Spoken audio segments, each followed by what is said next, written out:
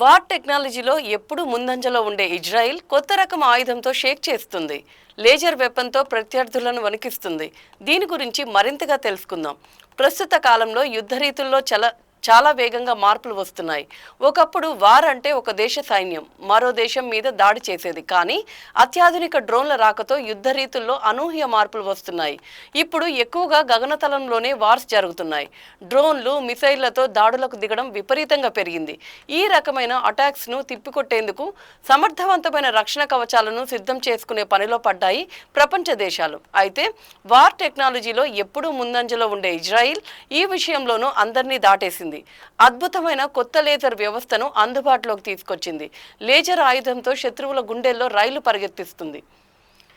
Hezbollah మిలిటెంట్లతో ఘర్షణలో కొత్త laser వ్యవస్థను ఉపయోగించామని Israel defence forces తెలిపింది. దీన్ని తమ దేశానికి చెందిన రఫేల్ అడ్వాన్స్ డిఫెన్స్ సిస్టమ్ సంస్థ తయారు చేసిందని వెల్లడించింది. ఈ ఐరన్ బీమ్ వ్యవస్థలో తక్కువ శక్తి కలిగిన లైట్ షీల్డ్ అనే ఆయుధాన్ని వాడి డ్రోన్లను కూల్చేశామని ఇజ్రాయిల్ వెల్లడించింది. ఈ వెపన్ 30 కిలోవాట్ శక్తితో పనిచేస్తుందని పేర్కొంది. ఘర్షణల సమయంలో హెజ్బొల్లా తమపై తీవ్ర దాడులకు తెగబడిందని, ఏకంగా 300కి పైగా పేలుడు పదార్థాలతో నిండిన డ్రోన్లను ప్రయోగించిందని స్పష్టం చేసింది.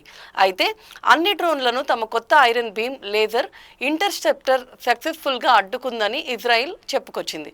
హెజ్బొల్లా ప్రయోగించిన డ్రోన్లను విజయవంతంగా అడ్డుకొని పౌరుల ప్రాణాలు కాపాడామని ఇజ్రాయిల్ తెలిపింది. ఐరన్ బీమ్ లేజర్ ఆయుధం అద్భుతంగా పనిచేసిందని, దేశ ఆస్తులను కూడా రక్షించిందని ఐడిఎఫ్ పొగడ్తల వర్షం కురిపించింది. ఒక్కో డ్రోన్ అడ్డగింతకు తమకు చాలా తక్కువ ఖర్చు అయిందని, కేవలం $2 మాత్రమే వెచ్చించామని పేర్కొనింది.